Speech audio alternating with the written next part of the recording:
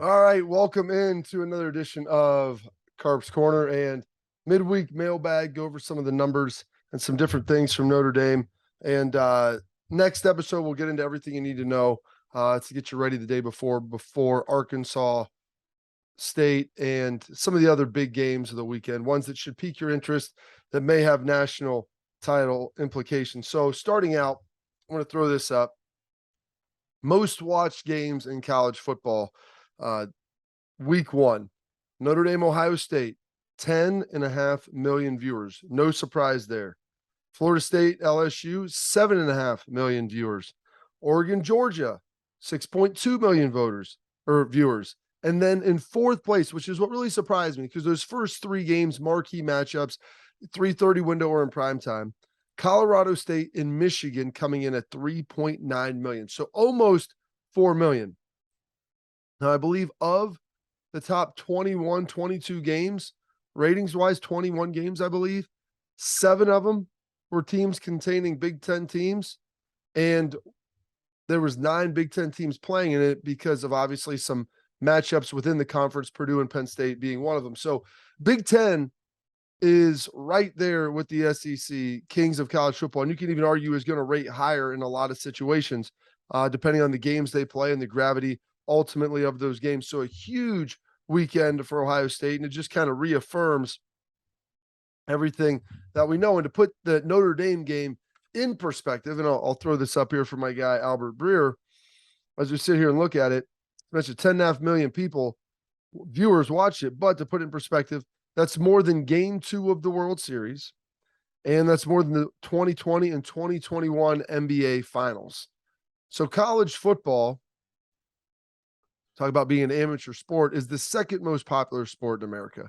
Talking about an opening weekend game, huge numbers across the board, and some of those games were cannibalizing each other because they're on the same networks at different or on different networks at the same time. So college football is huge, and like I need to tell you that you're watching, talking about it right here. So big things right there. Want to throw a shout out to Tommy Eichenberg. I've hyped him up, talked about how great he's played. Jim Knowles has done a great job with that linebacker room. Fantastic job with all those guys. Tommy Eichenberg won the Bronco Nagurski Defensive Player of the Week, which is huge.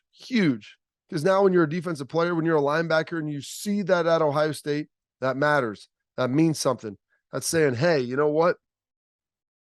I can go there, I can play, and I can have success.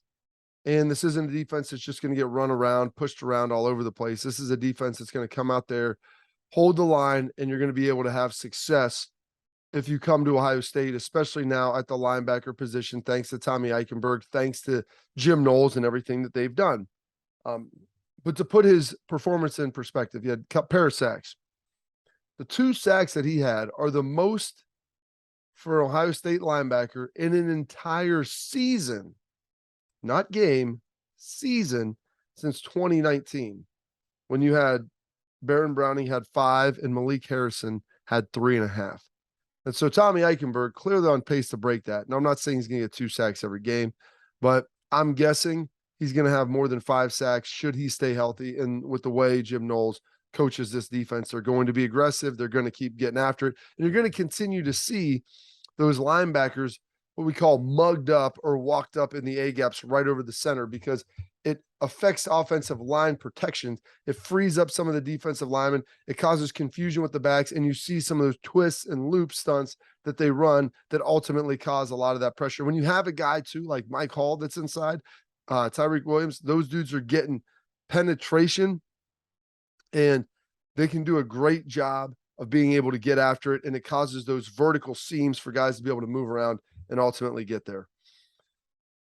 Before we get to some of the mailbag announcement that came out on Friday, and I feel like it's been buried just due to the gravity of the game, everything that's ultimately happened.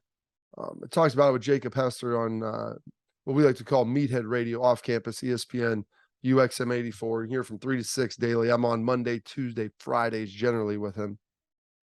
Got to coach kids sports, find a way to get over to Ohio State, make sure I'm getting enough in over there as well. But the 12-team playoff So that was approved, and it could go into effect as early as 2024, more likely 25 or 26. But it's going to be a 12-team playoff was approved. So here's some of the parameters around it. 6 top conference champs get auto bids. The 1 through 4 seeds will get a bye. Should be conference champs. Your 5 through 8 will have home games. There's going to be 11 games total, and the first round games are going to be the second or third weekend in December. There'll be 12 days after those conference championship games.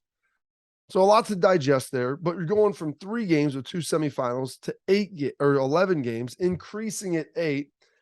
The rumored television package could be up to $2.1, $2.2 billion. And if you think about it, those are going to be heavily viewed and heavily consumed games. And so it makes sense with all the additional inventory. Right now, you're sitting there, I think, right under 400 million for just the 3 games. And I think what college football is planning to do, what they want to ultimately do is say, hey, got this great product. Let's take the NFL model. The Big Ten did it, and ESPN's been a great partner. Let's get Fox involved. Let's get CBS involved. Let's get NBC involved. Anybody that wants to bid on this, you want a game or two, everybody's building this stuff around. It's going to get it out to more people. So it's ultimately better for the fans. And it's going to ultimately be better for the players because it should lead with all that additional revenue. And I'm curious how the players will find a way into this. But you're asking guys if they play in all 4 rounds, plus 12 games, plus their conference championship game, talking about 17 games. That's a full NFL season. And so some of that revenue has to make its way back to the players. And by making its way back to the players, that should assure that some of these guys won't be opting out. That'll make a big difference right there. And so they've got to figure out how that's ultimately going to work, because that's going to be a critical piece of this entire puzzle. Is you need to have all those players playing a game. You can't have somebody who's on the 10th ranked team say, you know what, we don't really have a viable chance of winning it. I'm glad we got in, and I'm their best player. I'm going to get ready for the draft. They need to be incentivized to play and do that with dollars. The universities get tons of cash from this. The players should too. Coaches get bonuses, everything. Have playoff bonuses. You make the playoffs, boom, you get this number of dollars per round as it comes in. That's what they do in the NFL. It only makes sense. And especially if you're going to be talking about $2 billion in revenue that could be coming from this TV package, like, you got to figure out a way to get it done. And you split it all up, like I said, different networks so that everybody's got a stake in it. And you're going to have some great coverage. This is going to be good for everyone. So let's look at the Ohio State side of it. Ohio State is basically going to get in the playoff now every year, assuming that they have a competent head coach. If Ryan Day's at the helm, I would be floored should they not get in the playoff. Last year, they struggled. They still would have been in the top 12. They still would have gotten in. What would have ultimately happened? Well, I don't know when you get in there. And that team obviously had, some deficiencies on defense that have been corrected. But Ohio State generally wins the Big Ten. That's going to get you a bye, which is good and bad because you'd love to have that home game in the shoe.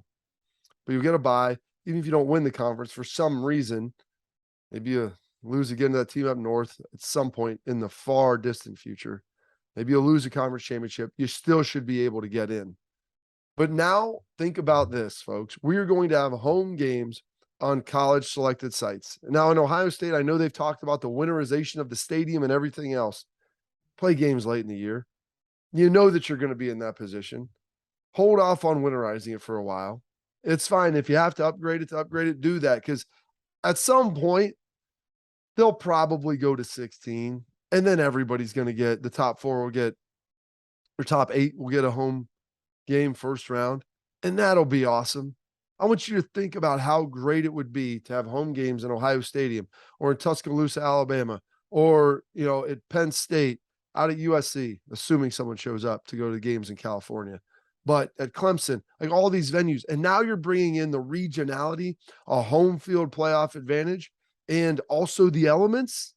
Awesome. Here's another reason why I like the home field and the buys. It will still incentivize universities and the coaches to schedule big non-conference games, because there's a big difference between being 4th and 5th when you're getting a home field game, which is great, versus not having to play in that first round. You get your guys healed up, you get a week off, it's all good. So there's a big benefit to that. So you're going to need a strong resume. The stronger the resume is going to come from those non-conference games, especially if you're in a conference that might be perceived as not as great. So I think that that's going to be a home run from that perspective. And let's say you don't win your conference. You're going to want to be sitting in that 5 to 8 hole to have that home game. And so let's say you lost a conference game, maybe lost your conference championship, couldn't play, find a way not to win it. It is going to be a huge advantage if you're obviously at home. So they've got to figure out a way to get that. In those non-conference games, like we just saw, the Georgia, Oregon, which didn't turn out to be great, Ohio State, Notre Dame, Florida, Utah, those are awesome games. You've got Bama and Texas coming up. You want to see those games continue. And this is going to allow that to continue to happen. And so I really, really enjoy how they did this. They snuck it in on us. Friday night news dump. Usually that's reserved for bad news. This could be the best news that's happened to college football in some time. And so I'm incredibly excited about that. The way that it's structured, how it ultimately works, and maybe it gets to 16, maybe it doesn't. But I think this ultimately works pretty darn well and will make college football pretty darn special. So this is good stuff right here. Enjoy it. It's good for Ohio State. The Big Ten will probably, out of 12 teams, probably get at least 3 every year, assuming that you have competent folks out there that are scheduling and coaching these other teams. But I would like to think you're going to get at least 2 teams from the Big Ten East and hopefully a team from the Big Ten West every year. Maybe some years you could even get 4, and the Big Ten will have 4. The SEC will have 4, and then you'll have your 4 other conference winners. That is a realistic possibility. I think that's what the Big Ten should be striving to achieve. So hopefully we'll be able to get to that point to where Ohio State is basically grandfathered in. You want the bye, you want the home game, but this is a good thing for the Buckeyes. It's a good thing for the Big Ten. And I'm going to tell you this, with all of the shifting landscape, some of the smaller conferences, they said wanted to wield their power before and wouldn't agree to this and some of the stipulations they had. But I think they realize it's now or never. And if they would not have agreed to this, they may not have had a seat at the table in the future, given the shifting sands of college athletics and realignment. And if your conference loses too much sway or ultimately breaks up, well, you're not going to have a say in anything anyway. All right, now let's take a look into the mailbag. Some of the questions that were fired off here. I'll go through the YouTube comments, and then also fire usually something out Wednesday on Twitter, maybe Thursday, about some different questions here. I talked about Notre Dame last week, Terry Glenn's play, and someone asked me if Terry Glenn was the best walk-on in Ohio State history. I played with Antonio Smith. He was an all Big Ten player. Terry Glenn won the Blitnikoff. Now, I believe he may have been a prop 48, if I'm not mistaken, but I do believe that he was not on scholarship early on. And he told me that when he was at Dallas and we were playing together. So he was a walk-on. I cannot think of a better walk-on than Terry Glenn. So short answer to that, I would have to say, yes, Terry Glenn would be the best walk-on in Ohio State history that I have ever seen. Another question coming in, and this is interesting. Why was Ryan Day's play calling so vanilla? Now, I don't know if it was all that vanilla. You lost Jackson Smith and Jigba early in the game. He's very limited. It became a defensive game. They took a shot over the top to Marvin Harrison Jr. It was close. There was a couple of bobbled balls that were really, could have been out the gate. But the other part of it was too, and this is what Ohio State's going to see a lot of this year, is people that are playing really deep on them. They're going to play a 2 shell, meaning 2 safeties deep, and they're going to give up stuff underneath. And the only way to break a long one is going to be to catch it and make a guy miss. And, with that, there's another question in there. How does OSU adjust to the 2 safety look moving forward? Well, part of the thing is you got to run the ball. Everybody remembers Northwestern a couple of years ago in the Big Ten championship. They were bound and determined not to give up the home run. So you're throwing it as a team that likes to score fast. And finally, you're like, we can go get 6, 7, 8 yards if we just stay with the run. We just have to continue to hammer. That's part of what Ohio State has to do. There's part of things you can attack the seams, you can get some things going, but you have to run teams out of cover too. And if they don't want to let you score quickly, they can get deep and just give up stuff underneath. Like I said, there was a couple of balls. I believe Emeka had one that was right behind him that he probably could have caught. Wasn't right on the money that if he catches it, runs in for a touchdown. Marvin Harrison Jr., that was a well-thrown ball, pretty good route. Probably should have been a touchdown there. So those are just things that need to be kind of iced up. But Ryan has answers for all that stuff. There are route combinations that will be able to have success. Running the football is another big piece of it. He has all that. But part of it is too, like, okay, you beat the 5th best team in the country, according to the AP, by 11 points. Another drive would have been 18. You win 28-10. So everybody's used to this offense scoring 55 a game. They're going to score a lot. They will catch rhythm. Julian Fleming and Jackson Smith and Jigba both did not play most of the game as far as Jackson goes. So there are going to be answers there. Another question, ranking Ohio State's remaining schedule from 1 to 10. I don't know how good the rest of the Big Ten is this year. I know Michigan's going to be ranked in the top 10 unless they drop more than one game. And given the fact that they play, oh goodness, Colorado State, Hawaii, and UConn, I believe their big crossover game from the West is Iowa. I don't think Penn State and Michigan State are quite as good as they've been. They should be a one-loss or no-loss team facing Ohio State. So there's going to be a lot of credibility there. Ohio State has Wisconsin coming up in a couple weeks. They've got Iowa. Both of those games are at home. Penn State and Michigan State on the road. And then they have Michigan at home. Those are the big dogs that are on the schedule. I would say nationally, people will look at the schedule. If you lop in Notre Dame, I think people will probably look at it, say it's 7.5, 8, depending if Wisconsin can stay good. Iowa can stay good on the West. If both of them are 9+ win teams. Penn State, Michigan on the road. I think both of those teams are maybe 7, 8+ win teams, hopefully 8+, 9+. And then Michigan, I think, will be coming in as a 10-win team, maybe undefeated. Who knows? So I would say that it'll garner a lot of national respect. And I think it's good. Iowa's offense is bad. They got to get something figured out. Heck, they scored 7 points off a field goal and 2 safeties. So there's some issues there that they're going to have to get cleaned up and going to get fixed. But I would say the perception of it, they're playing the best teams in the Big Ten, for heaven's sake. There's nobody else out there that you could argue. I mean, Minnesota's kind of a dark horse this year. I think Purdue's going to be better. But you've got Wisconsin and Iowa as part of your crossover games. And then you have the 3 big dogs in the East, and you played Notre Dame in the non-conference. Now, it just so happens you have 8 home games, and a lot of those games that are really tough should be at home, outside of Penn State and outside of Michigan State. So I like the schedule. And as I talked about Michigan's schedule, another question, should Power 5 schools be forced to schedule other Power 5 schools in the non-conference? I think so. I think it's good for college football. I think every team should have at least one big time matchup against another Power 5 conference. Now, you can't help it if you scheduled Texas this year and Texas isn't any good. Or if you'd scheduled USC last year and USC isn't any good. You make these things 7, 8, 9 years out and you think they're going to be good, and sometimes teams tank and they don't hold up. Like when Ohio State played Miami, they'd kind of fallen apart.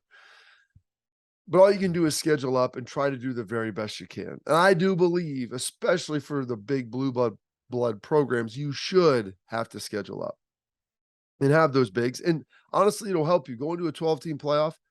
And even right now in a 4-team playoff, the strength of schedule helps you immensely. That's what got Cincinnati in. They beat Notre Dame and they beat an Indiana team that the year prior was near the top of the Big Ten. Now, Indiana didn't hold up, but they beat Notre Dame, who was in the top 10. So there is a lot of credibility there. So scheduling up matters. This is a little more of a technical football scheme. Ryan Day and Justin Fry using more of a gap running schemes versus zone. So zone is there's the inside zone where everybody takes a hard 6-inch step and gets vertical and tries to press, and the back weaves and finds something inside. Outside zone is more of a stretch, as they call it. It's the same, and you kind of run guys laterally, get laterally, and the back finds a hole. Gap scheme is where you have double teams, you're blocking down, you're pulling guys around, bringing tight ends into the mix. And I like the gap scheme better. that's one of the things that Justin Fry has kind of brought over. He's a gap scheme guy. And so I think you're going to see more of that. Zone running is good. It's very simple. And if you have backs that are elusive, can find holes, I like it. But gap running takes more practice, more work by the offensive line as a cohesive unit, but it's harder to defend. So it's balancing those and blending them. I think they're going to start to run more gap, though. They've been working through that with Justin Fry. And then lastly, someone asked this. It was very interesting how to watch a football game as like a former player. And I'll tell you this, it takes time. It's monotonous. Don't watch the ball. I usually pick something out to watch every play. And sometimes, and it's tough when TV copies, you can't see the safeties or whatever, but I can kind of watch the offensive line. I'll watch the linebackers fit and fill, but try to watch something. And here's the thing, folks. If you want to watch it like a coach, here's what coaches do all the time. They rewind the film. And so for me, I go the Big Ten Network. They have the games in an hour. And so get on the game in an hour. It cuts out a lot of the fluff. Now you don't get to see a lot of the replays and things, which can help you to give you different views. But it's an hour-long game with commercials, so probably about 38, 40 minutes. And it takes me usually an hour and a half to watch that. And that's coaches, it takes them an hour and a half to watch one side of the football because they have side cut and then back cut. But I can usually get a pretty good feel for what's going on over the course of an hour and a half. So yes, especially when I watch it live and in person, you don't get near the understanding that you do when you watch it on TV. And so I do go back and watch it and I'll hammer through some things. But I always go back and rewind and I'll look and see where the ball's run, see the offensive line moving, watch how the linebackers fit, see where the safeties are coming down, watch their eye control, watch the running backs and the lanes that they make. And so you can kind of see that the surge of the offensive line. And it's hard. I mean, football is my profession for a long time. And so I'm fairly adept at being able to see that. No different than an accountant sitting there and pouring through your taxes who've been doing it for 15, 20 years, and they're going to see things that you don't see, or a doctor looking at an MRI, a radiologist or a doctor providing surgery or diagnosing you, a carpenter sitting here, as I say, and, being able to put in crown molding, a finished carpenter, or, our HVAC team or plumbing team, like we have a Carpenter Heating, Cooling, and Electric, sitting here and diagnosing a problem. I don't understand that a little bit, but it takes me a long time where they look at it and they can walk and see two angles and they got it. For me, it would take a half hour to solve. They can solve in 3 or 4 minutes. So that's the reality of it as well. So it's going to take time. You have to learn to watch it with someone who knows what they're doing, and that'll ultimately help. So this will hopefully get you ready for the game. I'll give you a little more of a game preview here as we launch before, but hopefully this is a little appetizer. Please subscribe, like, comment, ask questions, whatever you can do, share it with friends. We're building a lot of momentum. I'm excited for this 2022 Buckeye season. It's going to be a really good one, and I'll talk to you soon.